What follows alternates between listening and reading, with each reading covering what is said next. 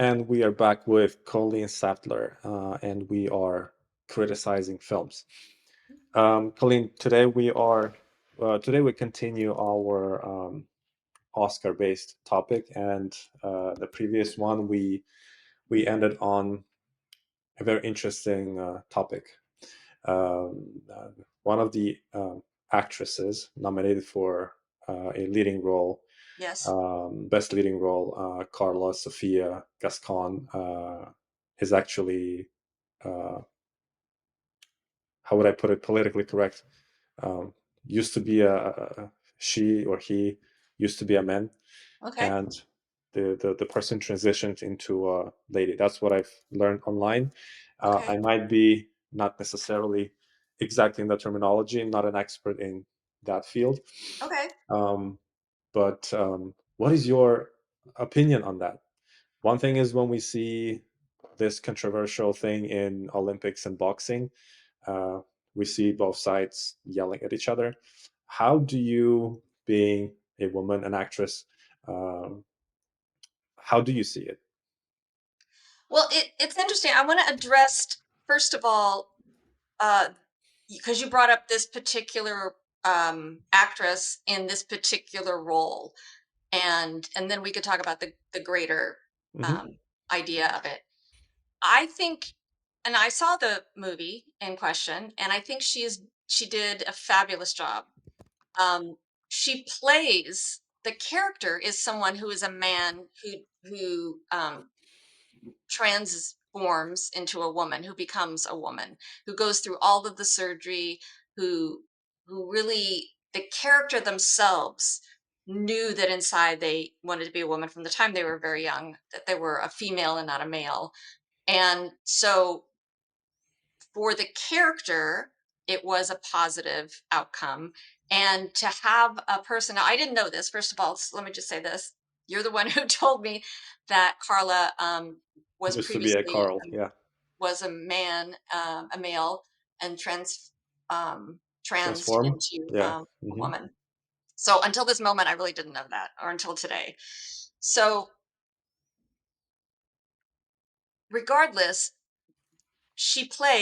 actress played the role superbly. And the fact that that was her real life, was she was portraying something that she had already done in real life on the screen. It was very believable. Like there was no part of it that I didn't believe. So I don't, as an actress, saying, "Oh, like I think a woman, an actress, should have had that role." No, she was the perfect person for that role because she'd actually experienced that and gone through it. I think with the question in film, especially when it's become what's politically correct, if you're casting an Asian, you don't cast a white person playing an Asian, you cast an Asian. If if somebody is supposed to be, if the role is written for a Hispanic, you cast a Hispanic, not a white person, or a French person, or anyone else. You find someone who is actually closest to the character that you're casting, if you have that available, right? If within your pool, your casting pool, you have that available to you. And in Hollywood and major motion pictures and things, there's no reason not to. Like there's Right. hundreds, thousands of people who are actors and actresses wanting to make their break and to film, so they have a large pool to draw from. Um, when you mention sports, I think that's a little different because you're specifically talking about athleticism. In acting, you're using everything. You bring your entire body and your being, your soul, your understanding of the world, your point of view, your brain power, your body, and the level to which it has, how strong it is, or its athletic abilities. You bring all of that when you are acting and when you are portraying a role. In sports, it's specifically about your athletic ability. And yes, you're using your brain and some of those other things too. I'm not trying to discount that, Of but to me, course. it's very different. It's a different animal. It's not really comparing apples to apples. So if I'm saying in in tennis, like Billie Jean King and what was his name? I can't even remember. Oh, the man, the big, way back in the day when there was this big match between a man and a woman in tennis. Um, or if you have trans people trying to compete in like wrestling or boxing or any of the sports, I think it does bear more thought behind it, because the muscular structure of a man is different than the muscular structure of a woman.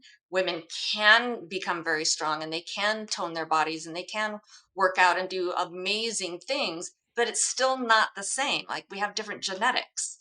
So, um, I don't, I just think it's two different things. Did I Well, answer of your course. I question? mean, in between acting and throwing a punch into someone's face, it's a Yeah. big difference. But um, and again, I'm not against any of the choices. That's up to the Oscar committee. I'm just analyzing it from as many perspectives as I can. Okay. And in this case, for example, if we have, let's say, Dwayne Rock Johnson playing a female character in a story, Right. whatever the story is, right? Um, he would still compete for the best actor, right? Right. As a man, he wouldn't, because of the character was a lady or a transitioning something. He Well, wouldn't be the difference is that, like, so there's been a lot of examples of men playing women in a role, right. right? Like in Mrs. Doubtfire. In Mrs. Doubtfire, Robin Williams played a woman, right? There was another one with Dustin Hoffman. I can't remember the name. Miss Tootsie. I think Okay. there was a film called Tootsie, and he played a man playing a woman in that. And so that's been done forever, like since vaudeville days, since Milton Berle, since the early 1920s, 30s, and 40s. Men have been playing women for comedy. Right. That's nothing new.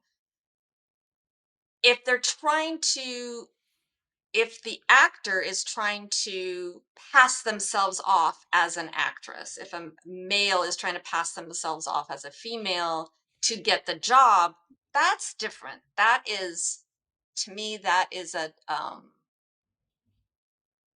a form of lying, right?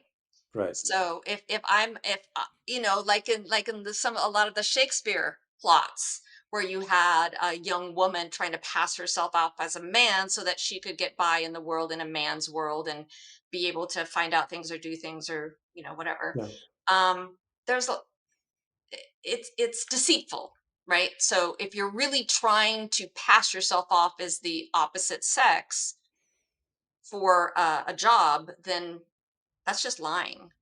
But if everybody going in knows this is a man playing a woman in this role, it's the casting director's choice of how they want to cast it. And with Carla, she actually went through the process, as I said before, the same as the character. So I think she's perfect for the part. Um, I'm but not yeah, saying she's not a perfect, or he, I mean, both. It's not about the part. The part was obviously done well, and that's the nomination, right? right, The Oscar committee wouldn't get a bad, right, performance, and the same for the film, right? This yeah, performance made the film, they got a nomination. It's not a question about the quality of acting. It's more of a, call it quota or call it like why we have best actor, best actress, best supporting actor, best supporting actress. We could right. just have one best We actor could. or best, you know, for some reason, probably to be a little bit more fair and have more opportunities for both. Hmm. Because, then I don't know, um, Robert De Niro would be winning all the time, Right, or you know what I'm saying. right, So if this actor or actress who is playing the transitioning character, if he was born as a he still holds these chromosomes, right? Because you cannot really change the genetic code. You just change your body. Um, right. But there are people, and I don't. This person, Carla in particular, I don't know yeah. her story, his story. There, I just watched. So it's interesting because in the movie Conclave, which is also up for Best Picture, Hmm. and Ralph Fiennes for Best Actor, there was a character in it I'm gonna get the character's name wrong, Benito or something. Anyway, Okay. he plays a cardinal Hmm. that the previous pope had ordained as a cardinal for in Kabul, and he had been in the Congo. He had been in all these very dangerous areas. I'm going to give away something if I say it, but his character ends up being a very interesting. He's a man on the outside, and this is how they're portraying it. I'm not saying that the actor is this. The character is a man on the outside with all of the man chromosomes and everything, but also was born with a uterus and ovaries. Mm. So there are genetic tricks. It's not always so cut and dried. Like there are things that happen in the world of science and in the world of the billions and billions of people on the planet. There are going to be these anomalies where people have combinations of chromosomes that aren't, all male or all female. And so this one character was that. And there was this moment of crisis when Ralph Fiennes finds out, like, how can you be a cardinal? How can you be ordained if this is the case? And that was part of the story. Hmm. Um, in the end, it doesn't matter because the a person um, was doing the job before anyone found out and could do the job after. The person is still the person, regardless of what genitalia they have or what combination of the two.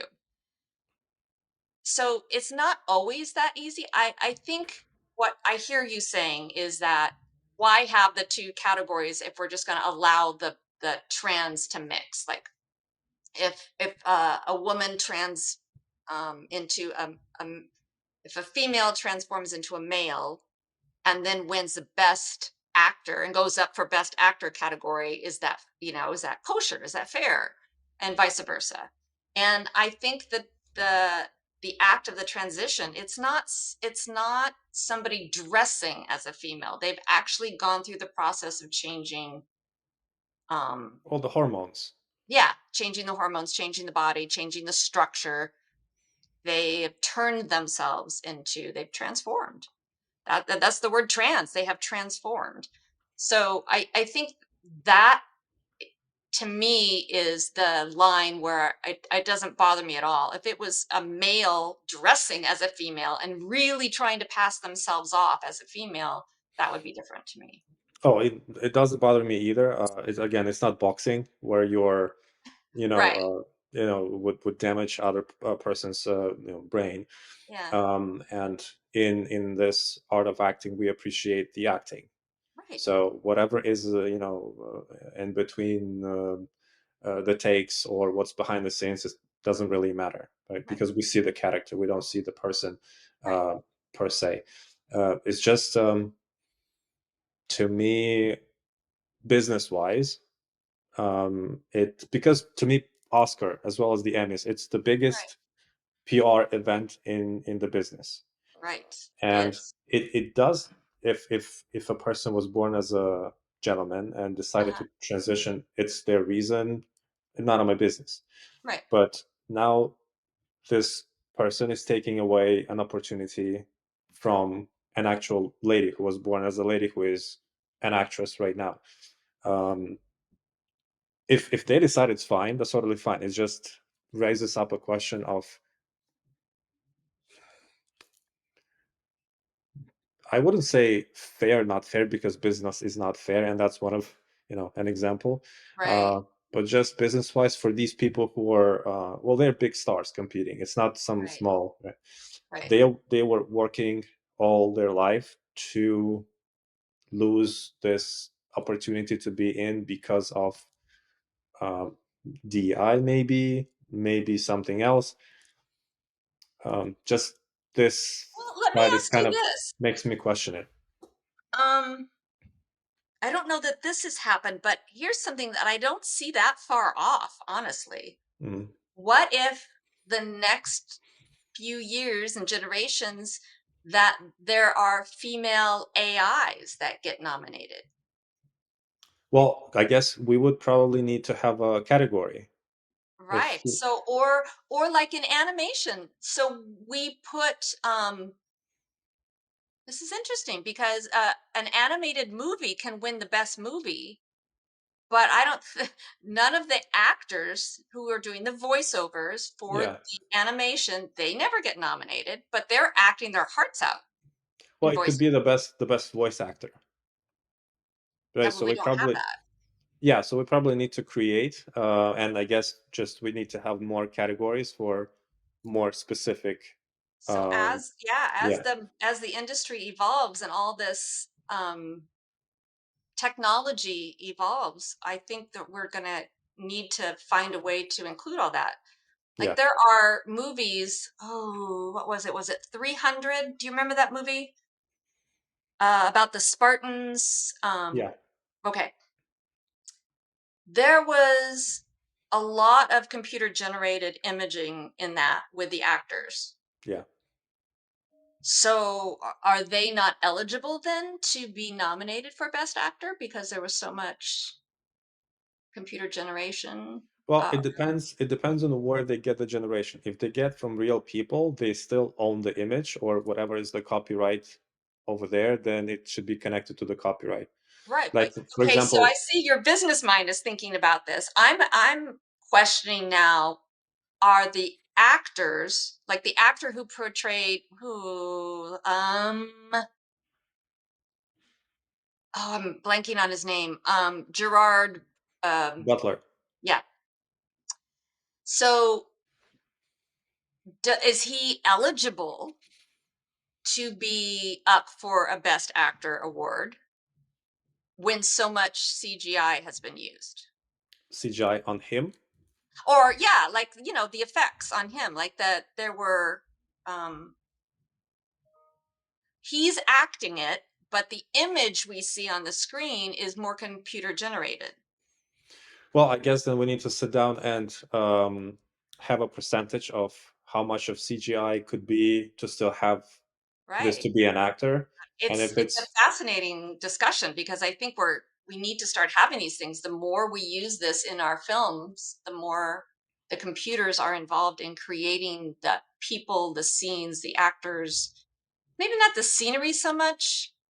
I think we're still pretty aware of when CGI is used for the backdrop. There's no yeah, when we see unicorns and things flying through the air, we know that that's not real. But yeah, and with people, it will open a lot of opportunities, for example, for characters from James Cameron's Avatar, right? yeah, They're all generated. yeah, Or I'm just thinking about one of the Terminators in which Roland Kickinger was playing the body of the Terminator T500, and then there was only CGI generated yeah, Arnold's head. Who is getting an Oscar, right? I mean, they're not competing, right, obviously. right. And I just think in this case, the committee has to come up with a number. Okay, if this is, let's say, more than 50% of CGI, it's just a different category. It's Okay. something like that. That's probably that those things are going to have to be decided, and what makes it fair. And the Screen Actors Guild, the actors are going to have a heavy weight. They're going to weigh in heavily on that because it is that's their gig, right? That's their bread and butter is Yeah, those awards. yeah, So it is an interesting thing to think about. In this particular case, I feel very strongly, as we've already said, that it's not an issue. But I see what you're saying, bringing it up for um, the idea of who the actor is and our categories. Really, it has a lot to do with our categories. yeah. With the categories, I with think just the categories are going to numbers. have to expand. Yeah, and be more detailed. So if someone, Yeah, let's say, is transitioning, it's their own choice. Um, then just we have another category. If yeah, someone is half CGI'd or whatever the percentage is appropriate by the committee, is just a different category. So yeah, it's actually it's better for all the actors and actresses because now they have more opportunities instead of, let's say, five actors and five actresses. yeah. Now they have, let's say, 25. Yes. Yeah, it and expands the categories, and expands that. it's still Oscar. Yeah. It doesn't matter, right? Because I think you're right. So At the end of the day, as we have discussed before, and this is a big category, at the end of the day, it's how well does the film do and how much money does it make for the producer and the studio and the distributor, as far as what they can then do in the future and what they are likely going to invest in the future if this particular project made the money. yeah, So that's why when an actor and actress, I mean, I know you know this, I'm preaching to the crowd, but with an when you garner an award like this, you can charge more money because the film has this acclaim and people are more likely going to come see you in it because you have this award. Therefore, you can have, charge have a higher asking price for your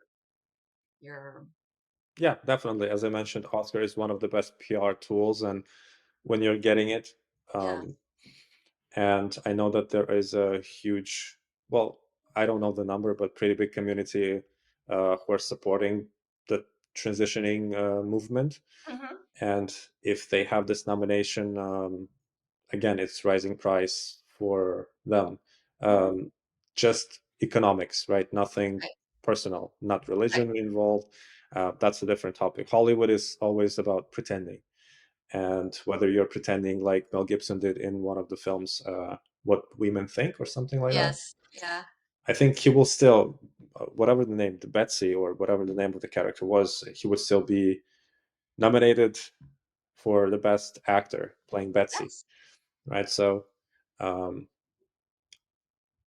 that's just a thought. I think that we need to submit this proposal to the Yeah. academy to get people more opportunities. It's just Well, I think starting the conversation is the first step, right? So having this conversation, which hopefully will lead to other people having the conversation so that it just starts a ripple effect. Like we are going this direction. Like there's no stopping. There's no takesies backsies when it comes to all the technological advancements in film. We're not gonna, move backwards, but we do have to adapt.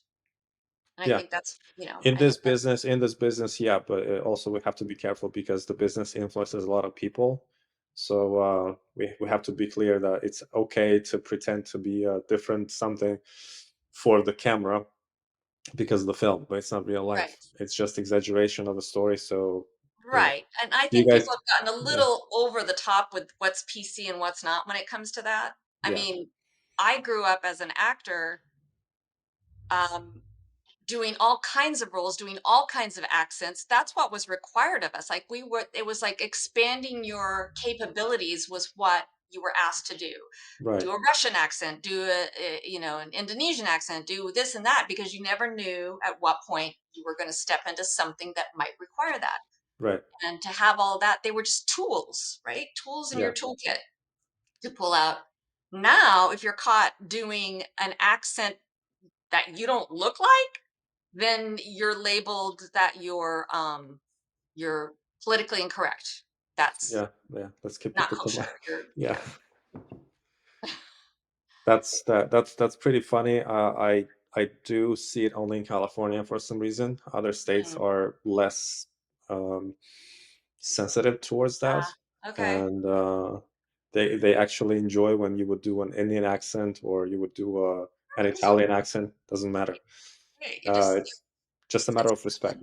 yeah. I love accents. I Yeah, adore all kinds, and I've always had fun doing them. yeah. But now I find myself very careful and cautious who I when I step into any kind of character that I do, and I've done comedy and character my whole life. I grew up in cartoons, right? So I used to do all the cartoon voices and pretend to be the cartoons. Mhm. Well, nobody's telling me that's politically incorrect, right? To Well, be let's wait. Snagglepuss, Let's wait until yeah. Let's wait until the mermaid becomes another ethnicity, and then we right? probably will, which That's yeah. doesn't make sense to me. But I know it's all because it is make believe. But oh well, yeah, it is make believe. But also we have to have historical common sense. Like yeah. Hans Christian Andersen was a Danish writer, and his Yes. characters were Danish, and Danish are, they have specific look. Yeah. But we just mentioned the topic of respect, and we did discuss it with Master Clark Tang when we've analyzed Yip Man. And what was your take from that episode? How did you feel it? How do you feel it now after some days of digestion? My biggest takeaway, because I was thinking about this, my biggest takeaway from that was uh, with Master Clark that he lives it and feels it so much.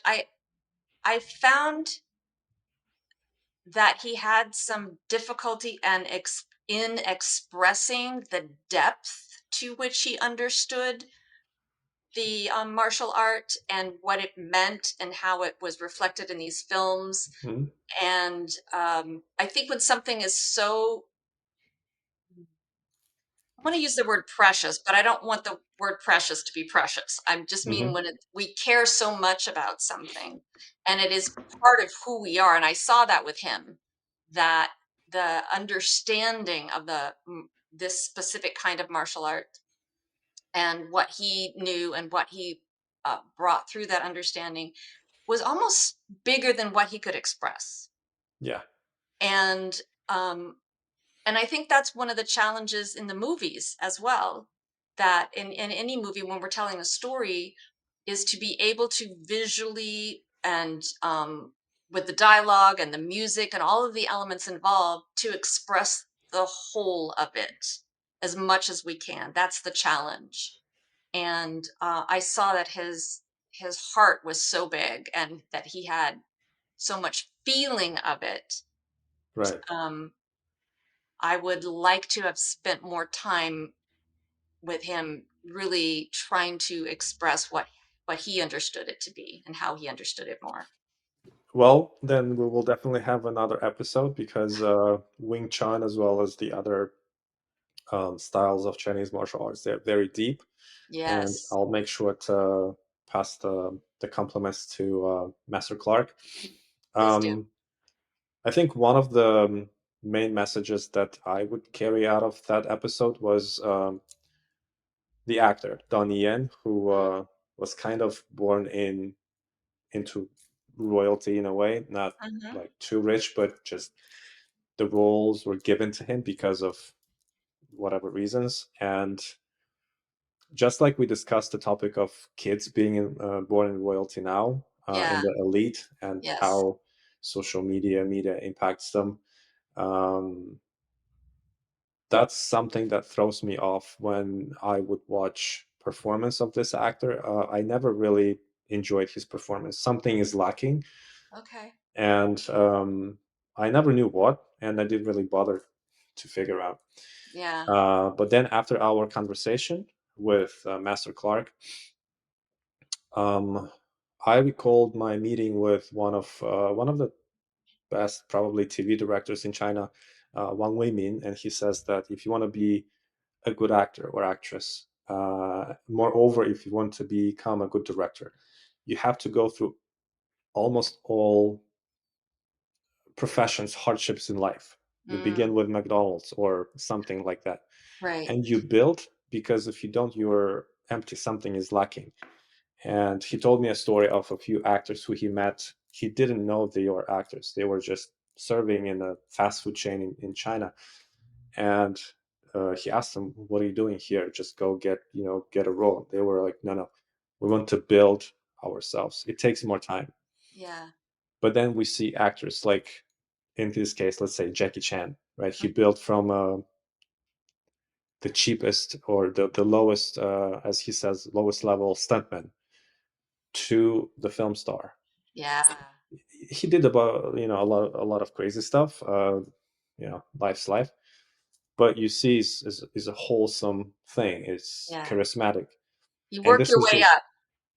yeah, and this was just I want to be a big star. You all call me. And it feels, even a few days ago, because the Chinese New Year has just Yes. rang the bell. He was performing. I think he did Tai Chi, which looked like I know the moves, I don't know what it means. Mm, Um, and he's a big name. He's an A-lister, so I'm not taking anything from him. But I would rather probably have someone transitioning, but being a really good, wholesome actor or actress, whatever they choose, than someone who has everything handled and they are just trying to be. Um, it's just it doesn't connect in my head. right. So the life experience feeds our soul. And it does that well, I think it does. I think that all the experiences we have in our life, everything we go through, the good times, the bad times, the difficulties, like everything, highs and lows, contributes to who we become and who we are. It grows our soul Yeah, over time. And that depth of understanding and having the hardships and having been through the difficulties, and like you said, it creates empathy, like yeah, you know what that's like. And as actors and actresses, it is our job to dig to those depths and bring that out and to serve us in the role that we're portraying at any given moment. If we don't have much to draw on, yes, we have our imagination. A lot of actors, you have, until you have those experiences, you have to draw on that imagination, right? But I agree. I think there's a level of, I don't know, just what I think I hear you saying is just realness, just sort of down to earth realness that comes through when somebody has had to work harder at something. yeah, yeah. I think one of the businessmen, I wouldn't remember who that was, but he said that when kids are born into wealth, they are like a lion in a cage. Mm, It's just different, and yeah. even though they have a different starting point, comparing to a kid who has, let's say, nothing, right? Mhm. Well, rich in love, at least. They would get a position a lot higher in life, like as I mentioned to you, um, Baron Trump. Yeah. Now he's what, 17, 18. He's starting a luxury real estate company. Definitely not from scratch. Definitely not knowing how to put a business plan together. No. And then we have, let's say, some other kid who would do that well, and he is really skilled, but there's no, uh, you know, the same thing in film. Um, Luckily, I don't see that in Hollywood happening too too often. No, you don't. Yeah, You really don't. I think even the children of stars who have made their own name, they've made their own name. In other words, they've done the work, they've spent the 10, 15, whatever, how many years in theater or in study or doing whatever before they make it, or they've done the smaller films before they get cast in the larger roles. They have the name and it does help them. It believe me, yeah, you yeah, and I both know it does help to yeah, have the name, yeah, because it gets you recognized, it gets your foot in the door, if nothing else. But yeah, then you also have to do the work and show that you have the capability. yeah. Absolutely. I would say it exactly works with Angelina Jolie, Gwyneth Paltrow. Um, I don't know Yeah. what's your take on their performance, but they definitely put a lot of work into what they do. Oh yeah. No, I appreciate both of them as tremendous actresses. Right. That's Well, the other thing. I come from a generation where we were called actors and actresses, but now everybody's called an actor. So sometimes I just say actor and sometimes I say actress, but it's a little confusing, honestly. yeah, that was a question I had in my head. Why everyone is an actor? Because we have Masseur, masseuse, we have I think we're trying to get away from delineating. It's like waiter or waitress, we make we that have wait, funny wait, this. wait person. I used to just get away from that, I called everybody a waitron. Oh, um right. it's funny, we're just going through a transitionary time in our society where people don't really know what to do with all the changes. It's comical, but some of it is meaningful, some of it is necessary. We do need to get away from old um worn out phrases that keep the old worn out thinking in our brain. Because if we keep using phrases like they used to use, that were like in the old South, that you think, oh, they didn't, everybody in the old South will think, oh, it doesn't mean anything. It's just a phrase, it's just a saying. Well, that saying and using those words kept the thought process alive of uh, slavery and bigotry and um, racial um, inequality and all that. So we do have to be mindful of the words we use and how we use it. But some of them are not. I don't know. I agree with you. To me, I do love studying what's behind the word, not just Hmm. okay, they use it with this meaning, but what is actually. And it drove me kind of far to ancient English, in which, Okay. for example, soldier was soul die, something like that. So Oh wow. there is magic behind the word, which it's way, and we do indeed need to be very mindful of what we say because each word has energy behind it, and if we It are, does. it just harms us. So, Yeah. Agreed. well, on this positive note, let's pause our exciting discussion. I appreciate your um, participation as always, and thank you for bringing so many ideas and questions. Okay. And now that you said it's really interesting to you, we'll definitely have Master Clark again with us Oh yeah. to dive deeper into not just martial arts, but Wing Chun, Yip Man's story, and much more. That would be great, Victor. And thank you for today. Thank you.